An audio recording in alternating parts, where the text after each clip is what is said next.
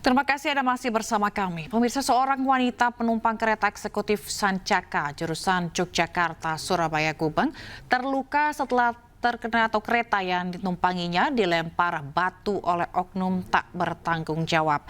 Mata korban luka terkena serpihan kaca kereta yang pecah.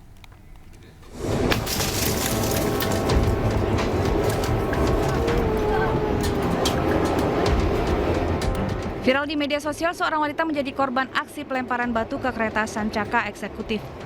Akibat kejadian ini, wajah dan leher wanita yang bernama Widya Anggraini alami luka. Bahkan mata korban terkena serpihan kaca yang pecah. Dalam insiden ini, ada penumpang lain yang juga terluka terkena pecahan kaca.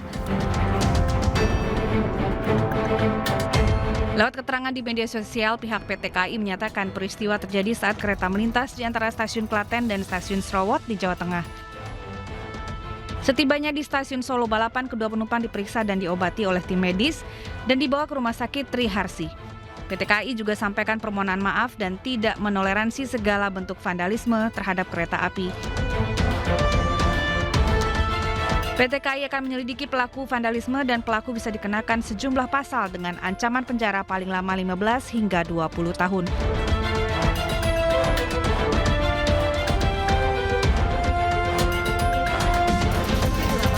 PT KAI memohon masyarakat tidak melakukan aksi vandalisme ke kereta api apapun alasannya, karena dampaknya berbahaya bagi perjalanan kereta api.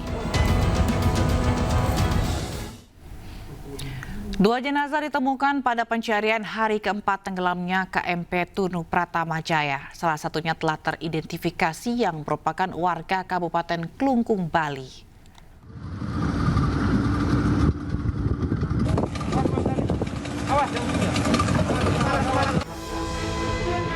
Hasil identifikasi jenazah yang ditemukan di perairan Cekik, Jembrana, Bali pada Minggu terkonfirmasi atas nama Ikadek Oka, warga Kabupaten Klungkung, Bali.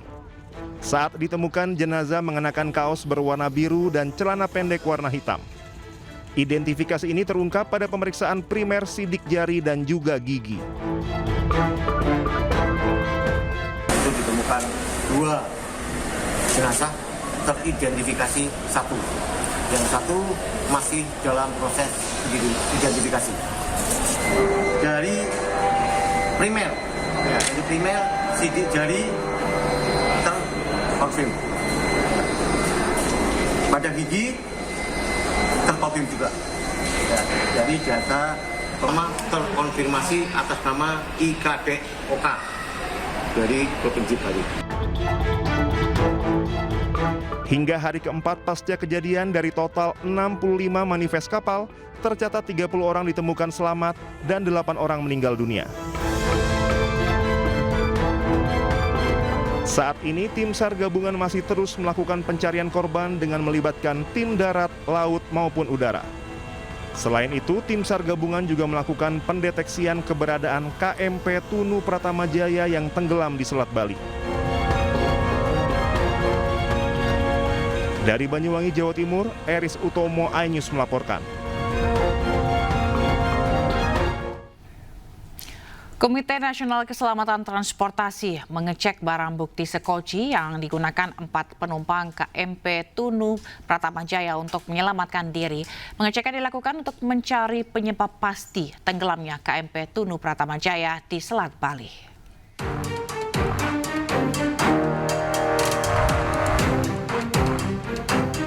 Komite Nasional Keselamatan Transportasi KNKT melakukan pertemuan dengan tim SAR gabungan di posko kemanusiaan tenggelamnya KMP Tunu Jaya Pratama di Pelabuhan Gilimanuk, Jembrana, Bali.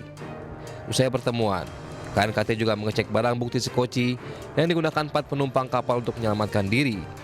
Sekoci ini kemudian dibawa ke Pelabuhan Ketapang, Banyuwangi untuk pemeriksaan lebih lanjut. Selain sekoci, KNKT sebelumnya juga sudah memeriksa sejumlah barang bukti termasuk dokumen kapal untuk mengetahui penyebab kapal tenggelam yang hingga kini sudah menyebabkan 8 orang meninggal dunia. Pertemuannya kan banyak barang-barang dari penumpang dan sudah sebagian dibawa ke Ketapang. Kemarin juga kita sampaikan untuk warga penumpang dilihat dulu, nanti setelah kita selesai untuk kita gunakan untuk identifikasi oleh tim DBI, kemungkinan ada rambut, ada apa yang bisa dipakai untuk DNA.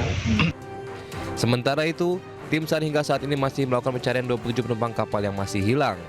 Pencarian juga diperluas untuk menemukan bangkai kapal yang diduga kuat bergeser sekitar 800 meter dari lokasi awal kejadian di kedalaman 60 meter. Dari Jembrana, Bali, Nyoman Sudika, iNews melaporkan. Sementara hasil penyisiran dan identifikasi objek bawah laut oleh tim SAR gabungan membuahkan hasil. Objek yang diduga kuat bangkai KMP Tunu Pratama Jaya berhasil terdeteksi.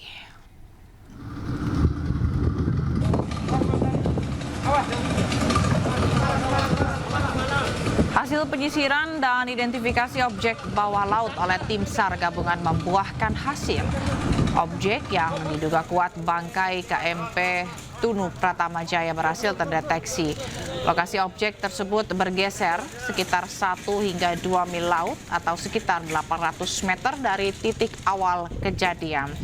Deputi Operasional dan Kesiapsiagaan Basarnas Ribut Eko Suyatno menyebut bahwa hari ini tim SAR gabungan akan melakukan pendeteksian bawah air untuk memastikan objek tersebut. Sudah diketemukan dugaan titik terbaru dari LKK yang ada, sehingga hari ini KRI Spika akan sampai, kita akan melakukan proses pendeteksian bawah air dengan metode tahap 3 yaitu Triple S, yaitu set scan sonar. Pemirsa, sekelompok pemuda yang membawa bendera salah satu perguruan silat di depan kampus ITENAS Jalan Hasan Mustopa, Kota Bandung pada Minggu malam menyerang 3 orang remaja yang sedang nongkrong. Diduga pengeroyokan itu disebabkan suara bising motor yang dibalas dengan lemparan.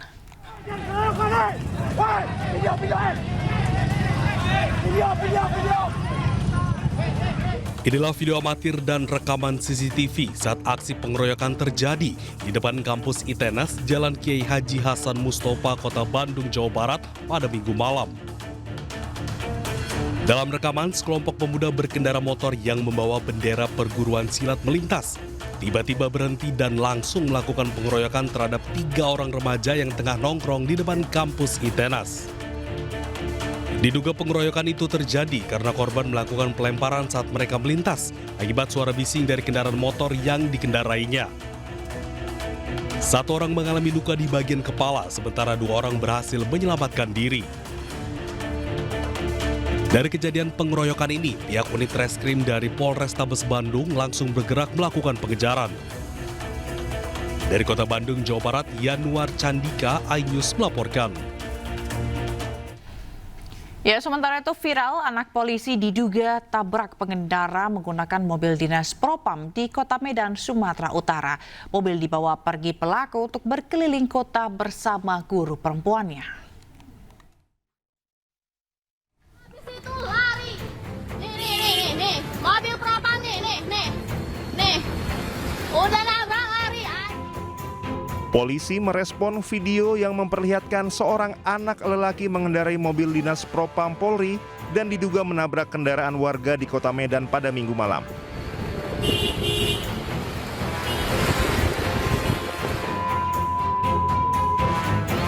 Kapolres Tapanuli Selatan AKBP Yasir Ahmadi tidak menyangkal mobil dalam video tersebut merupakan kendaraan dinas Polres Tapanuli Selatan. Menurut Yasir, mobil tersebut dikendarai anak dari PLT Kasih Propam Polres Tapanuli Selatan, Ibtu AF. Saat Ibtu AF sedang beristirahat di rumah, mobil dinas tersebut digunakan anaknya berinisial AS. Mobil dibawa pergi AS untuk berkeliling kota tanpa sepengetahuan ayahnya. Sementara wanita muda dalam video tersebut merupakan guru dari AS. Melaksanakan tugas dinas ke Polda Sumatera Utara. Dan pada saat yang bersangkutan sedang istirahat di rumah, kendaraan yang bersangkutan atau tersebut digunakan oleh anak yang bersangkutan dengan inisial AS, umur 16 tahun. Dipergunakan untuk jalan-jalan di Kota Medan. Alasannya hanya berkeinginan untuk memakai kendaraan dinas. Seperti itu. Dan untuk isu yang mengatakan bahwa kendaraan tersebut melakukan tabrak lari, setelah hasil pengecekan daripada Polda Sumatera Utara ke Satuan Lalu Lintas Polres Medan, sampai saat ini belum ada laporan bahwa terjadi eksiden kecelakaan tersebut. Dan hasil daripada klarifikasi dengan yang bersangkutan bahwa kendaraan tersebut itu bentuknya adalah seperti serempetan antara dua kendaraan roda 4. Dari hasil pengecekan, petugas menemukan lecet di mobil dinas yang dipakai anak Ibtu AF tersebut. Namun polisi membantah ada tabrak lari dan belum menerima laporan dari terduga korban. Dugaan pelanggaran lalu lintas yang dilakukan anak Ibtu AF kini masih ditangani Satlantas Polrestabes Medan. Sedangkan dugaan pelanggaran profesi oleh Ibtu AF ditangani Bid Propam Polda Sumut. Dari Padang Sidumpuan, Sumatera Utara, Indra Mulia Siagian, iNews melaporkan. Ratusan karyawan menggeruduk sebuah apartemen di Jalan Embong, Malang, Surabaya. Mereka menuntut pembayaran gaji dan kekurangan THR akibat konflik internal direksi pabrik.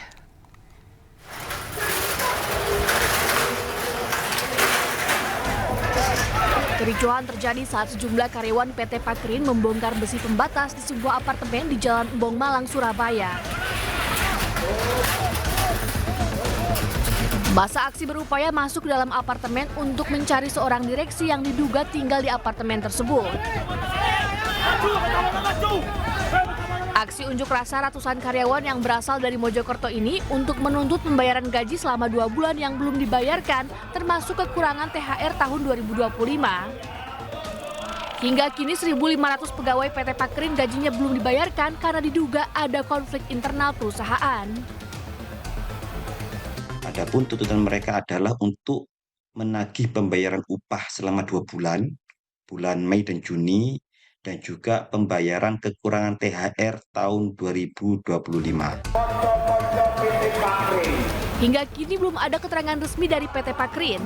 Namun setelah dimediasi oleh pihak kepolisian, koordinator aksi bertemu langsung dengan direksi perusahaan untuk membahas gaji dan kekurangan THR. Dari Surabaya, Jawa Timur, Hartambayong, iNews melaporkan.